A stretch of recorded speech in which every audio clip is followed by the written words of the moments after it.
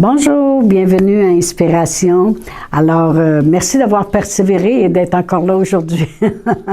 Oui, on est dans ce beau mois de novembre et on a commencé un sujet vraiment spécial parce que quand vous aurez tout écouté les capsules au complet, j'espère que ça va former en vous quelque chose concernant la parole de Dieu, de persévérer. Amen. Alors, on a vu dans notre première capsule qu'il y a une différence entre la parole charnelle, parce que la chair, elle, c'est toujours une parole qui demande, qui met de la pression, il faut que ça s'aille tout de suite, on ne peut pas faire autrement, on met du note de nous-mêmes là-dedans, et puis bien des fois, on fait des pieds et des mains pour obtenir pas grand-chose. Tandis que la parole de Dieu, la parole de l'Esprit, la parole de elle s'appelle la parole de la persévérance. Et vraiment, on avait regardé dans Apocalypse 3:10 et on avait dit que Dieu il a dit, ce peuple-là, ces gens-là qui sont des faux juifs, ils vont venir un jour s'agenouiller devant vous parce que vous autres, vous avez continué dans la parole de la persévérance en moi. Et puis vraiment, on pourrait même enseigner là-dessus, puis dire qu'il y a bien des choses qui vont venir s'agenouiller devant nous, parce que justement, on a gardé la parole de la persévérance. Amen. Gloire à Dieu. Dans Hébreux 11:1, la parole de Dieu nous dit « Or, la foi est une ferme assurance des choses qu'on espère, une démonstration de celles qu'on ne voit pas. » Voyez-vous, cette parole de persévérance, elle n'est pas là pour rien, parce que la foi, c'est des choses que tu espères. L'espérance est dans la foi, est avec la foi. Tu ne peux pas avoir la foi sans avoir l'espérance. Puis quand tu as de l'espérance, il faut que tu aies la foi dans les choses que tu espères. Amen. Alors, la foi est une ferme assurance des choses qu'on espère et la démonstration des choses qu'on ne voit pas. Parce que l'espérance est vraiment connectée avec la foi. Et c'est pour ça que cette parole-là de persévérance nous amène à nous rendre justement à la démonstration des choses qu'on ne voit pas, parce que ça nourrit notre espérance continuellement. L'espérance, comme j'ai dit, est connectée avec la foi. Dans Romains 8, je vais tourner dans Romains 8, 24. On va regarder Romains. Mes petites pages sont collées. Dans Romains 8, 24, la parole de Dieu nous dit « Car c'est en espérance que nous sommes sauvés. Or, l'espérance qu'on voit n'est plus espérance. Ce qu'on voit, peut-on l'espérer encore? » OK? Ça dit, or, l'espérance qu'on voit, c'est plus de l'espérance. J'ai plus besoin de l'espérer, je le vois. Ce qu'on voit, peut-on l'espérer encore? Alors, vraiment, l'espérance, c'est tu espères, mais tu ne les vois pas dans le naturel. Sinon, tu n'auras plus besoin d'espérer. Mais tu espères, peux le voir pareil comment dans cette parole de persévérance.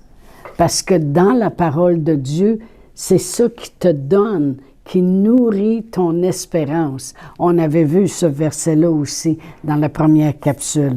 L'espérance, c'est quelque chose que tu ne vois pas, mais tu peux le voir à cause de la parole de persévérance. Parce que quand tu regardes dans la parole de Dieu, les histoires de la parole de Dieu, les exemples de la parole de Dieu, tu vas voir que c'est des gens qui ont obtenu, qui ont eu la démonstration des choses qu'ils ne voyaient pas. Alors toi aussi, tu vas pouvoir dire, je ne le vois pas, mais parce que j'ai cette parole pour persévérer, je vais avoir la démonstration, moi aussi, des choses que je ne vois pas présentement. Amen.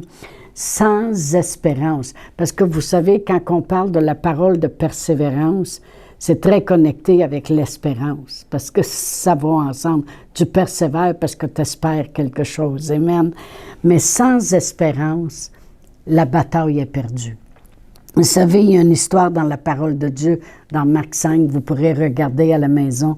C'est de Jairus, un chef de la synagogue, que sa petite fille était malade, puis elle était même à l'extrémité. Et puis il est allé voir Jésus, puis il a dit, viens, impose-lui les mains afin qu'elle vive. Alors il y avait une espérance, il espérait dans quelque chose. Il avait entendu parler sûrement de Jésus, amen, il l'avait entendu peut-être même dans la synagogue parler des choses. Et il avait entendu aussi quand il allait de lieu en lieu. Alors le chef de la synagogue est arrivé, puis là il a dit, viens, impose-lui les mains. Il y avait cette espérance-là que les choses allaient changer. Amen. En cours de route, il s'est produit des choses et il y a des gens de sa maison qui sont arrivés et qui ont dit, importune plus le maître, ta fille est morte. Alors, qu'est-ce que Satan va toujours vouloir faire? C'est tuer ton espérance. Pour dire, espère même plus. Espère même plus qu'il y a quelque chose qui va changer. Trop tard, elle est morte. Et je méditais là-dessus, puis je pensais à cela. Et puis Jésus, lui, s'est dépêché à le regarder, puis il dit, ne crains point, crois seulement. Qu'est-ce qu'il voulait dire? C'est, je te donne une parole pour persévérer. Ne crains point, crois seulement, crois. Fais juste croire, laisse faire. Mais on voit que Satan voulait tuer l'espérance qu'il avait. Jésus l'a repris tout de suite. Et Jairus s'est accroché à cette parole de persévérance. C'est ça que la parole de Dieu va produire en nous.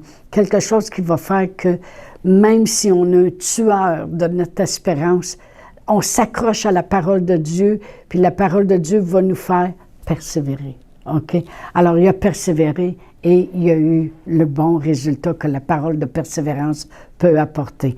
Mais je méditais là-dessus, puis je me disais, comment Satan il agit toujours comme ça? C'est un voleur.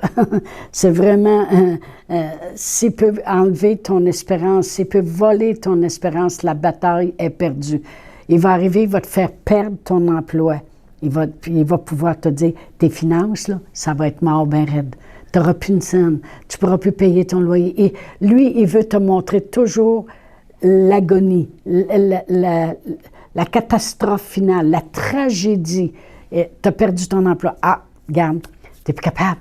C'est mort. Tes finances, oublie ça. Ou le médecin va te dire, il n'y a plus de traitement pour vous, on ne peut plus rien faire. Ah, t'es morte là. T'es morte dans 2 mois. T'es morte dans 3 mois. C'est mort ton affaire. Il va toujours vouloir présenter la mort.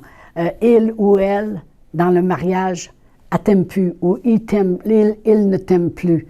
Ton mariage, c'est mort. Pense-y même plus. Il t'aime plus. Alors, c'est mort. Il va toujours vouloir présenter la tragédie. Mais il y a une chose. Nous avons la parole de la persévérance. Alors, lorsqu'on s'accroche à la parole de Dieu, on dit, non, Seigneur, je vais croire seulement. Je vais croire quoi? La parole de la persévérance. Je vais m'en aller dans la parole de Dieu. Je vais croire seulement. Je vais croire seulement. Alors, même si ça a l'air une tragédie catastrophique, ça a l'air mort, ça l'était pour Jairus. Et à cause qu'il s'est accroché à la parole de Dieu, ça l'a formé le miracle qu'il avait espéré au début.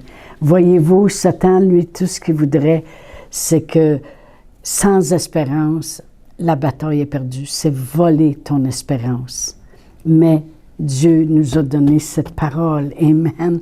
Dans Jean 9, je vais tourner, mais vraiment, je vais paraphraser vraiment l'histoire, parce que c'est un homme qui avait amené son fils pour la guérison. Et puis, oui, c'est ça, Jean 9. Ah non, je pense bien que c'est ça, le verset 23. Ah, OK. Mais je ne sais pas si j'ai la bonne écriture, mais c'est l'histoire d'un enfant qui était possédé d'un esprit. Et puis moi, je n'ai pas la bonne écriture, mais c'est pas grave. C'est un enfant qui était possédé d'un esprit qui le rendait muet. Et puis, l'homme l'avait apporté aux disciples. Puis les disciples, ils ont pas pu rien faire. Jésus est arrivé, puis il a dit, amenez-le-moi. Et puis, Jésus a demandé à l'homme, mais depuis combien de temps que cela lui arrive? Puis l'homme, il a dit, depuis son enfance, des fois il est tombé dans l'eau, dans le feu, dans l'eau. Et puis au moment où il parlait, l'enfant, il s'est agité, puis il a écumé, il a tombé à terre. Et puis Jésus, il a dit, tout est possible à celui qui croit. Alors l'homme, il a crié, je crois, mais viens au secours de mon incrédulité. Alors, autrement dit, il s'est accroché à cette parole de persévérance, puis il a dit, je crois, mais viens, aide-moi, viens au secours de mon incrédulité. Mais j'aime comment, dans une autre traduction, ça dit, je crois, viens au secours de mon incrédulité. C'est dans la traduction message, ça dit, aide-moi avec mes doutes, mon espérance est affectée. Voyez-vous, quand les symptômes, les paroles, les actions, les épreuves, les circonstances viennent, puis Satan, il veut toujours mettre le paquet puis empirer les choses. On dit, oh non, je commence à avoir des doutes, je commence à avoir de l'incrédulité. Mais il a crié à Dieu, il a dit, viens au secours de mon incrédulité. Mais Dieu, Jésus lui avait donné cette parole de persévérance. Et puis, comme tout est possible à celui qui croit, il dit, oui, je crois à cette chose-là, mais aide-moi pour le moment. Et j'aime, comme j'ai dit, comment c'est écrit, aide-moi avec mes doutes, mon espérance est affectée. Pourquoi je dis ça? Parce qu'il y a beaucoup de gens, des fois, qui arrivent et disent, oh, on dirait que j'ai pas la foi, j'ai pas assez de foi. Ils parlent toujours comme s'ils veulent détruire. Tout ce qu'on a à faire, c'est croire. Dire, Seigneur, je le crois, ça. Je le crois. Mais souvent, notre espérance est affectée. C'est comme, fait que ça arrive vite. Notre espérance, notre temps d'espérance est affecté. Parce que si je demande à tous les chrétiens, ils vont dire, ben oui, on croit à la parole de Dieu, on croit que Jésus est mort sur la croix. Mais oui, il a souffert les meurtrissures duquel on a été guéri. Il s'est fait pauvre de riche qu'il était, afin que par sa pauvreté on soit enrichi. Il a donné sa vie, il a tout accompli. Et si Dieu n'a pas épargné son propre fils, comment nous donnera-t-il pas toutes choses avec lui? Le monde va dire, ben oui, on croit, on le voit, Jésus, qu'est-ce qu'il faisait? Mais bien des fois, c'est notre espérance qui est affectée. Et c'est ce que cet homme-là a crié. Il a dit, je crois, mais viens au secours de mon incrédulité. Autrement dit, si Satan peut voler ton espérance, il a gagné la bataille.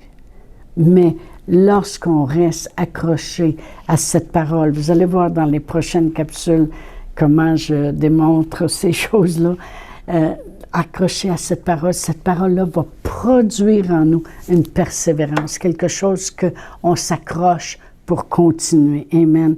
Lorsque nous étions, mon mari était dans l'armée, dans l'aviation pendant 20 ans, et puis on était stationnés sur une base militaire à Saint-Notaire, et je peux vous dire que pour sortir de cette base militaire-là, ça prenait vraiment un miracle de Dieu. Pourquoi? Parce que mon mari était en charge de tous les civils qui travaillaient sur la base, la plomberie, système de chauffage, peinture, électricité, tous les corps de métier. Et puis, parce que c'est dans ça qu'il avait toujours étudié, dans l'armée. Et puis, il allait fermer la base militaire 4 ans plus tard. Puis nous autres, ça faisait déjà 4 ans qu'on était là. Et puis, on voulait sortir de là, on voulait changer d'air. Et puis, là, il disait non, c'est impossible, ça nous prend un homme qui connaît les hommes qui travaillent sur la base. On peut pas mettre un nouveau ici qui va arriver, puis là, la base va fermer, puis il y a beaucoup de choses qui peuvent se faire voler. Les gens ne sont pas intéressés à continuer à travailler parce qu'ils disent qu'est-ce que ça donne, ça va fermer. En tout cas, toutes sortes de situations. Puis c'était impossible, tout s'élevait pour voler notre espérance. Même le capitaine qui était au-dessus de mon mari, lui-même voulait sortir de là. Puis si c'était mon mari qui sortait, ça veut dire que lui resterait, ça en prenait un des deux qui reste avec les civils.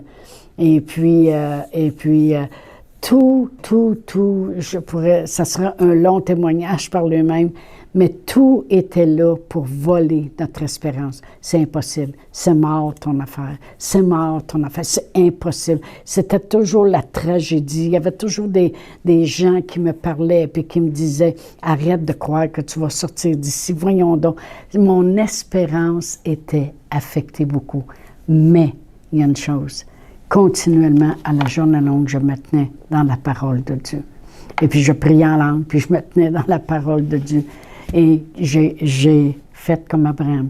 J'ai cru contre toute espérance. Amen. Et je n'ai pas laissé mon espérance être affectée au point d'abandonner. Au contraire, j'ai continué et devinez quoi? On a sorti de la base militaire, puis le capitaine est resté. Mais vraiment, c'est une parole pour continuer. Je vais juste terminer avec Romains 4. Puis je vais lire le verset 16, Romains 4. Et puis ça, j'en avais parlé dans ma première capsule, c'est à propos d'Abraham, la foi qu'il y a eu.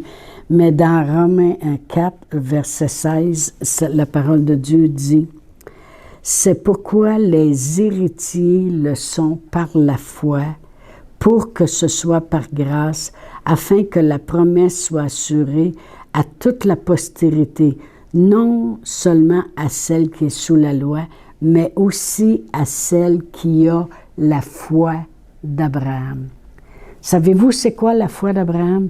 Des fois, on peut s'examiner puis dire, est-ce que j'ai la foi d'Abraham? Parce que quand on lit le restant, c'est là qu'on voit que ça dit qu'Abraham, il a cru, il a espéré contre toute espérance. Il a espéré contre toute espérance. Ça veut dire que toutes les choses qui venaient pour voler son espérance, voyons donc, t'es rendu à 100 ans, voyons donc, ta femme a été stérile toute sa vie, voyons donc, elle a passé l'âge en plus à 90 ans, mais voyons donc, tout contre toute espérance, mais toutes les promesses de Dieu pour nous, que Abraham, par la première alliance, a amené toutes les familles de la terre à être bénies. Amen. Toutes les promesses qui sont pour nous, on les acquiert quand on a la même genre de foi qu'Abraham. Ça veut dire qu'on est capable d'espérer contre toute espérance. Amen. Moi, je veux devenir cette personne de plus en plus, surtout dans les temps dans lesquels on vit, où il y a tant de mensonges, dans l'air, il y a tant de choses qui s'élèvent autour de nous que c'est des peurs, c'est des mensonges, c'est de l'abus, c'est toutes sortes de choses. On ne rentre pas dans aucun détail, mais tout ce qui se passe dans le monde entier, je peux vous dire, ça peut vouloir venir voler notre espérance pour que notre espérance soit affectée. Mais tant qu'on demeure dans la parole de la persévérance, on va être capable de continuer. Alors, je vous dis à mercredi prochain. Au revoir. Chantal Paulus est avec vous tous les jours du lundi au vendredi sur Facebook et YouTube. Vous pouvez écrire à Chantal en privé sur Messenger. Si vous avez manqué une capsule, retrouvez-la sur la section vidéo de Facebook ou sur YouTube si vous désirez faire un don par Interac. Voici l'adresse courriel capsule.inspiration@gmail.com. Le mot de passe est inspiration au pluriel. Vous pouvez aussi faire un don par www.eslr.org/DONS. Veuillez indiquer en mémo Capsule Inspiration.